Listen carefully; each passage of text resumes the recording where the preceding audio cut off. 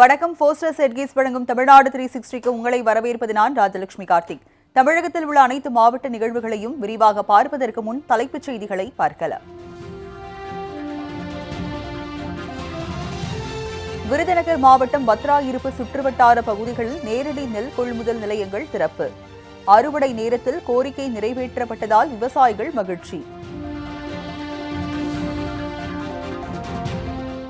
திருவாரூர் மாவட்டம் பள்ளிவாரமங்கலம் சாலை சீரமைக்கப்படாமல் குண்டும் குழியுமாக காணப்படும் அவலம். ஆயிரக்கணக்கான மாணவ மாணவியர் மற்றும் பொதுமக்கள் கடும் அவதி.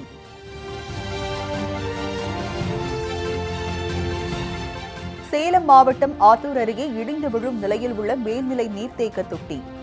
அசம்பாவிதம் ஏற்படும் முன் இடித்து அகற்ற கிராம மக்கள் கோரிக்கை. சீர்காழி அருகே கட்டி முடிக்கப்பட்டு 5 ஆண்டுகளாகியும் பயன்பாட்டிற்கு வராத சுகாதார மையம். புதர்மண்டி போன சுகாதார மையத்தை சீரமைத்து பயன்பாட்டிற்கு கொண்டுவர கிராம மக்கள் கோரிக்கை. திண்டுக்கல் மாவட்டம் வில்பட்டியில் அடிப்படை வசதிகள் இன்றி தவிக்கும் மக்கள். வில்பட்டி பகுதியின் நிலை குறித்து விவரிக்கும் செய்தி தொகுப்பு. இனி விரிவான செய்திகளை பார்க்கலாம். பத்ரா இருப்பு சுற்றுவட்டார பகுதிகளில் நெல் கொள்முதல் நிலையங்கள் திறக்கப்பட்டதால் விவசாயிகள் மகிழ்ச்சி அடைந்துள்ளனர். விருதுநகர் மாவட்டம் பத்ரா இருப்பு பகுதியில் பிரதானமாக விவசாயமே நடைபெற்று வருகிறது. குறிப்பாக பத்ரா இருப்பு, கூமாப்பட்டி, கான்சாபுரம், நெடுங்குளம், தாணிப்பாறை உள்ளிட்ட பகுதிகளில் அதிக அளவு நெல் சாகுபடி செய்யப்பட்டு வருகிறது. இந்நிலையில் இப்பகுதியில் கோடை நெல் விவசாயம் செய்யப்பட்டு தற்போது அறுவடை பணிகள் தொடங்கியுள்ளது. இந்நிலையில் பத்ரா இருப்பு சுற்றுவட்டார பகுதிகளில் அரசின் நேரடி நெல் கொள்முதல் நிலையங்கள் திறக்கப்படாததால் தனியார் வியாபாரிகளிடம் விற்பனை செய்ய வேண்டிய சூழல் ஏற்பட்டது. இதனால் நேரடி நெல் கொள்முதல் நிலையங்களை திறக்க வேண்டும் என்று விவசாயிகள் கோரிக்கை விடுத்தனர்.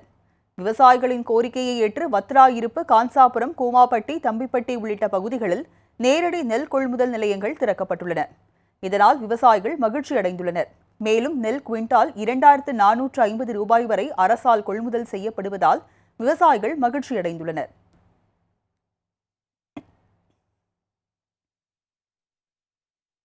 ஜோலார்பேட்டை அருகே பாதுகாப்பற்ற குடிசையில் வாழ்ந்து வந்த கண்பார்வையற்ற முதியவருக்கு அப்பகுதி மக்கள் இணைந்து பாதுகாப்பான குடிசை வீட்டை அமைத்து கொடுத்துள்ளனர்.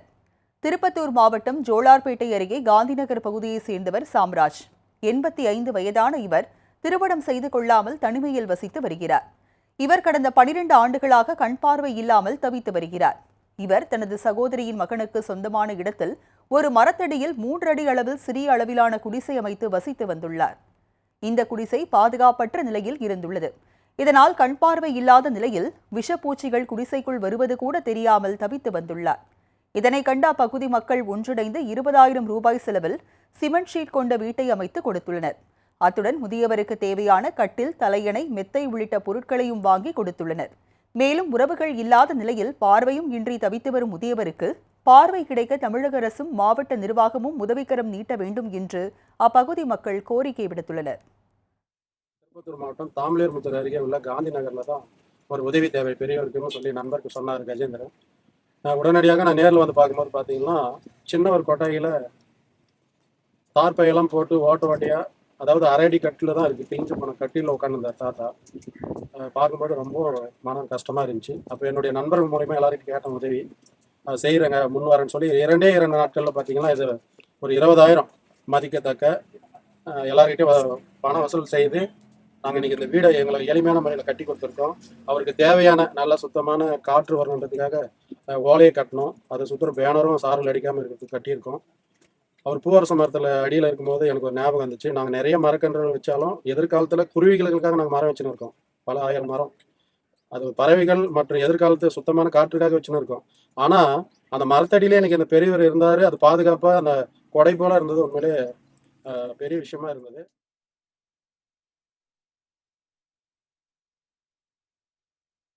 திருவாரூர் மாவட்டத்தின் முக்கிய சாலை குண்டும் குழியுமாக உள்ளதால் மாணவ மாணவியர் மற்றும் பொதுமக்கள் பாதிக்கப்பட்டுள்ளனர். திருவாரூர் மாவட்டம் பள்ளிவாரமங்கலம் பகுதி ஒரு முக்கிய பகுதியாக திகழ்ந்து வருகிறது. பழையவலம், ஆமூர், திருவாதி மறைமங்கலம், திருப்பள்ளி, முக்கூடல் உள்ளிட்ட பகுதிகளில் இருந்து நாள்தோறும் ஆயிரக்கணக்கான மாணவ மாணவியர் மற்றும் பொதுமக்கள் பள்ளிவாரமங்கலம் பகுதி வழியாகவே திருவாரூர் சென்று வருகின்றனர். ஆனால் இந்த சாலை கடந்த 3 ஆண்டுகளுக்கும் மேலாக சீரமைக்கப்படாமல் குண்டும் குழியுமாக காட்சியளிக்கிறது. இதனால் பள்ளி செல்லும் மாணவ மாணவியர் கடும் அவதிக்குள்ளாகி வருகின்றனர். மேலும் பணிக்கு செல்வோர், மருத்துவமனைக்கு செல்லும் முதியோர் என அனைத்து தரப்பு மக்களும் கடுமையாக பாதிக்கப்பட்டுள்ளனர். இதுகுறித்து பலமுறை புகார் அளித்தும் நடவடிக்கை எடுக்காததால் அப்பகுதி மக்கள் மற்றும் பள்ளி மாணவர்கள் சாலை மறியலில் ஈடுபட்டனர். இதனால் அப்பகுதியில் போக்குவரத்து பாதிக்கப்பட்டது.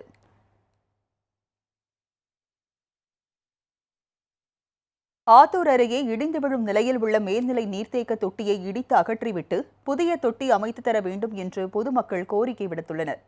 சேலம் மாவட்டம் ஆத்தூர் ராமலிங்க வள்ளலார் தெரு பகுதியில் 500க்கும் மேற்பட்ட குடும்பங்கள் வசித்து வருகின்றன. பொதுமக்களின் அன்றாட குடிநீர் தேவைக்காக அப்பகுதியில் மேல்நிலை நீர்த்தேக்க தொட்டி அமைக்கப்பட்டு அதன் மூலம் குடிநீர் விநியோகம் செய்யப்பட்டு வருகின்றது. இந்நிலையில் தற்போது மேல்நிலை நீர்த்தேக்க தொட்டி முழுவதும் சிதலமடைந்து சிமெண்ட் காரைகள் பெயர்ந்து விழுந்து உள்ளே இருக்கும் இரும்பு கம்பிகள் வெளியில் தெரியும் நிலையில் உள்ளது. இதே நிலையில் தொட்டியில் தண்ணீர் நிரப்பப்பட்டு பயன்படுத்தப்பட்டு வருகிறது. மேலும் தொட்டியில் இருந்து நீர் வெளியேறி வருவதால் அச்சமடைந்துள்ள அப்பகுதி மக்கள் அசம்பாவிதம் ஏற்படும் முன் தொட்டியை இடித்து அகற்றிவிட்டு புதிய தொட்டி அமைத்து தர வேண்டும் என்று கோரிக்கை விடுத்துள்ளனர்.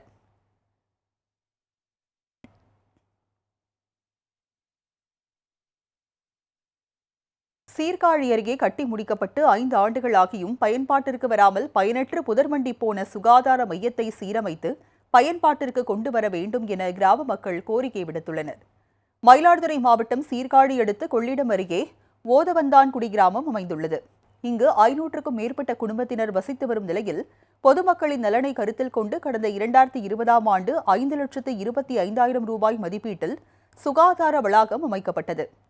கழிவறை, குளியலறை, மின் மோட்டார் உள்ளிட்ட அனைத்து வசதிகளுடன் அமைக்கப்பட்ட இந்த சுகாதார வளாகம் கட்டி முடிக்கப்பட்டு 5 ஆண்டுகள் ஆன நிலையிலும் இன்னமும் திறக்கப்படாமல் பூட்டப்பட்ட நிலையில் பயனற்று கிடக்கிறது. மேலும் புதிதாக கட்டப்பட்ட கட்டடம் பயன்படுத்தப்படாமல் முறையான பராமரிப்பின்றி தண்ணீர் தொட்டி உடைந்து புதர்கள் மண்டி கிடக்கிறது. எனவே பொதுமக்களின் நலன் கருதி சுகாதார மையத்தை சீரமைத்து பயன்பாட்டிற்கு கொண்டு வர வேண்டும் என்று அப்பகுதி மக்கள் கோரிக்கை விடுத்துள்ளனர். தொடர்ந்து பெய்து வரும் கனமழை காரணமாக வால்பாறை பிர்லா நீர்வீழ்ச்சியில் வெள்ளப்பெருக்கு ஏற்பட்டுள்ளது. கோவை மாவட்டம் வால்பாறையில் தற்போது பெய்து வரும் கனமழை மற்றும் இதமான காலநிலையை அனுபவிக்கவும் இயற்கையை ரசிக்கவும் தினம்தோறும் ஏராளமான சுற்றுலா பயணிகள் வந்து செல்கின்றனர். இந்த நிலையில் வால்பாறை அடுத்து சோலையார் எஸ்டேட் பிர்லா நீர்வீழ்ச்சியில் வெள்ளப்பெருக்கு ஏற்பட்டு தண்ணீர் ஆர்ப்பரித்து கொட்டுகிறது. தொடர்ந்து கனமழை பெய்து வருவதன் காரணமாக இங்குள்ள கூழாங்கல் ஆறு, நடுவலை ஆறு, கெஜமுடி ஆறுகளில் நீர்வரத்து அதிகரித்து வருகிறது. இதன் காரணமாக நீர்நிலைகளில் பொதுமக்கள் மற்றும் சுற்றுலா பயணிகள் இறங்க தடை விதிக்கப்பட்டுள்ளதாக மாவட்ட நிர்வாகம் எச்சரிக்கை விடுத்துள்ளது.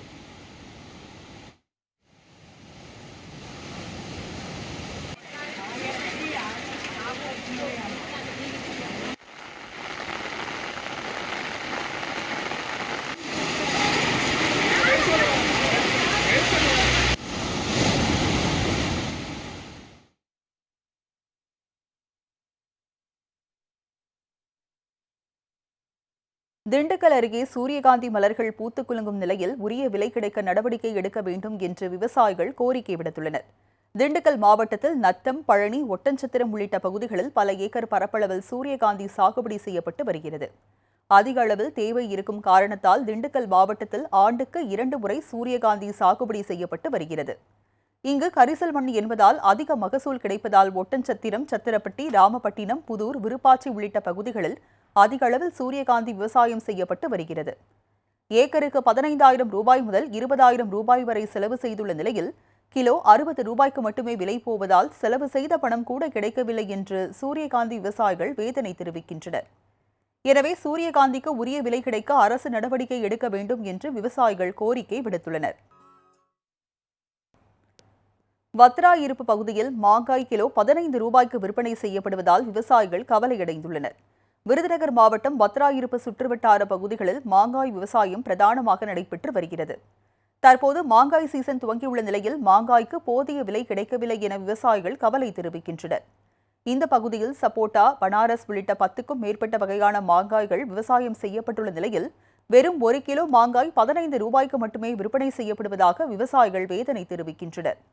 இதுகுறித்து கூறிய விவசாயி, தாங்கள் பல்வேறு இன்னல்களை சந்தித்து வருவதாக கூறியவர், தொடர்ந்து விளைச்சல் இல்லாமலும் வருடந்தோறும் நோய் தாக்குதல் காரணமாகவும் பல்வேறு வேதனைகளை அனுபவித்து வருவதாக தெரிவித்தார்.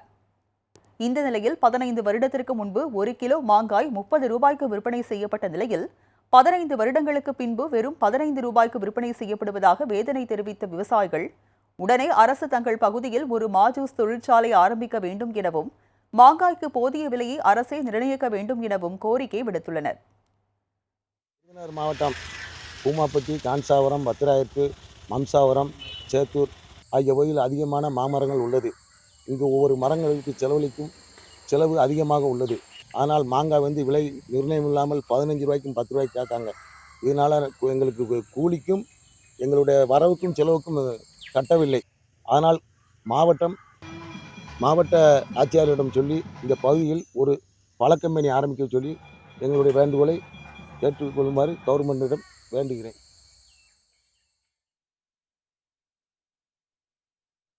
போஸ்டர் செட்கேஸின் தமிழ்நாடு 360யில் அடுத்து வருவது உங்கள் ஊர் நிகழ்வுகளை விரைவாக வழங்கும் உள்ளூர் எக்ஸ்பிரஸ்.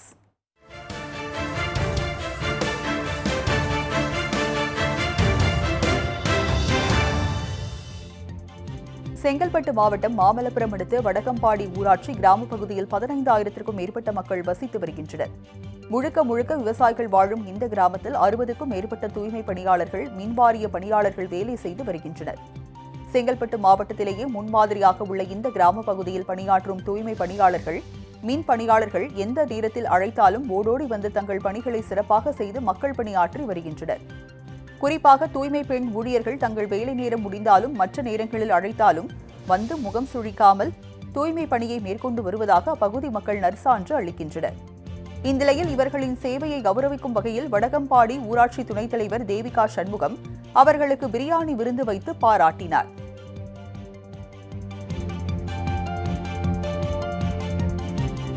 திருச்சி மாவட்டம் மணப்பாறை அருகே உள்ள வளநாடு மாரியம்மன் கோயில் திருவிழா கடந்த 1ஆம் தேதி காப்பு கட்டுதலுடன் தொடங்கி நடைபெற்று வருகிறது. விழாவின் முக்கிய நிகழ்வான படுகளம் நிகழ்ச்சியில் சிவன் கோவிலில் இருந்து படுகளம் புறப்பட்டு பெருமாள் கோவில் வழியாக மாரியம்மன் கோவிலை வந்தடைந்தது.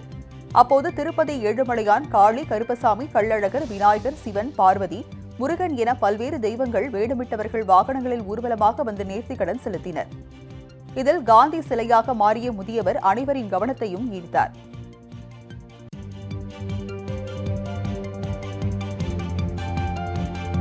தேனியில் மிகவும் பழமை வாய்ந்த சந்தை மாரியம்மன் என்று அழைக்கப்படும் கௌமாரியம்மன் கோவிலில் வைகாசி பெருந்திருவிழா வெகு விமர்சையாக நடைபெற்று வருகிறது. திருவிழாவின் ஒரு பகுதியாக அம்மன் புஷ்ப பல்லக்கில் வீதி உலா புறப்பாடு நடைபெற்றது. இதில் பச்சை பட்டுடுத்தி ஆபரணங்கள் அணிவித்து வண்ண மலர் மாலைகளால் சிறப்பு அலங்காரம் செய்யப்பட்ட அம்மன் பக்தர்களுக்கு காட்சியளித்தார். தொடர்ந்து புஷ்ப பல்லக்கில் அமர்ந்து வீதி உலா வந்து பக்தர்களுக்கு அருள் பாலித்தார். இதில் ஏராளமான பக்தர்கள் பங்கேற்று தரிசனம் செய்தனர்.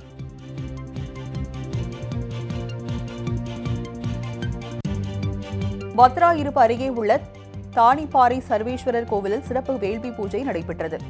இந்த கோவிலில் 18 சித்தர்களுடன் விநாயகர், வராகி அம்மன், பைரவர், 18ஆம் படி கருப்பசாமி, தட்சிணாமூர்த்தி உள்ளிட்ட சன்னதிகள் அமைந்துள்ளன. இங்கு உலக அமைதிக்காகவும் உலக மக்களுக்கு நோய் நொடி இல்லாத வாழ்க்கையை கொடுக்கவும் 108 நாள் வேள்வி பூஜை நடந்தது. 108வது நாள் வேள்வியாக பூஜை அதிகாலை 4 மணிக்கு தொடங்கியது. சிறப்பு அலங்காரத்தில் காட்சியளித்த சுவாமிகளை சுற்றுவட்டார கிராம மக்கள் ஏராளமானோர் வழிபாடு செய்தனர். திருவண்ணாமலை அண்ணாமலையார் கோவிலின் 3ஆம் பிரகாரத்தில் உள்ள திருக்கல்யாண மண்டபத்தில் வைகாசி மாத பௌர்ணமி உண்டியல் காணிக்கை எண்ணும் பணி நடைபெற்றது. கோயில் ஊழியர்கள் மற்றும் தன்னார்வலர்கள் என 100க்கும் மேற்பட்ட பக்தர்கள் பங்கேற்று காணிக்கை எண்ணும் பணியில் ஈடுபட்டனர். அதில் பக்தர்கள் காணிக்கை செலுத்திய 3,47,00,000 ரூபாய் பணம், தங்கம் 112 கிராம் மற்றும் வெள்ளி 1 கிலோ 910 கிராம் கோயிலுக்கு வருவாயாக கிடைத்துள்ளது.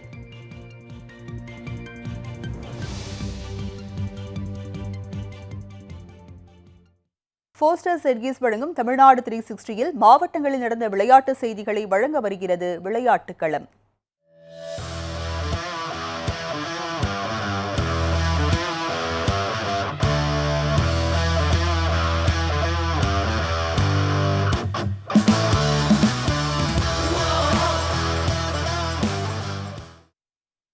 திருக்கோஷ்டியூர் அருகே நடைபெற்ற மாட்டுவண்டி எல்கை பந்தயத்தில் சீறி பாய்ந்த காளைகளை ஏராளமான மக்கள் கண்டுகளித்தனர்.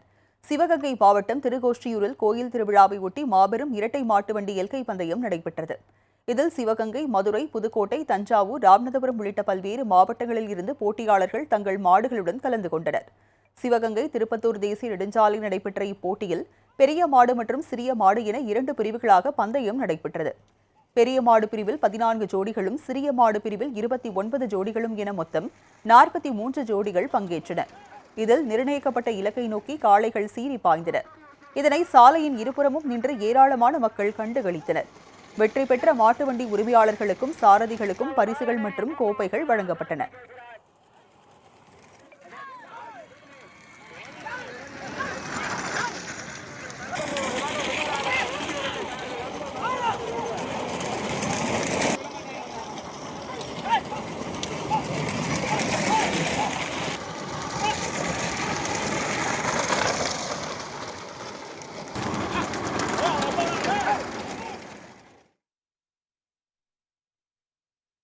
உயர்கல்வியில் சேரவுள்ள மாணவர்களின் சந்தேகங்களை தீர்க்கும் வகையில் ஒரு புதிய முன்னெடுப்பாக நமது மாலை முரசு தொலைக்காட்சியில் தினம்தோறும் மாலை 5 மணிக்கு படிப்போம் ஜெயிப்போம் என்ற நிகழ்ச்சி ஒளிபரப்பாகிறது. உயர்கல்வி தொடர்பான சந்தேகங்களுக்கு துறை சார்ந்த ஆளுமைகள் விளக்கமளித்து வருகின்றனர். 100 நாட்களில் 100 படிப்புகள் தொடர்பாக நிபுணர்கள் விளக்கமளிக்கின்றனர்.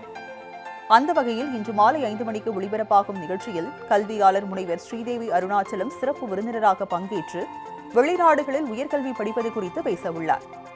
இது தொடர்பான சந்தேகங்களை மாணவர்கள் தொலைபேசி வாயிலாக கேட்டு பயன்பெறலாம்.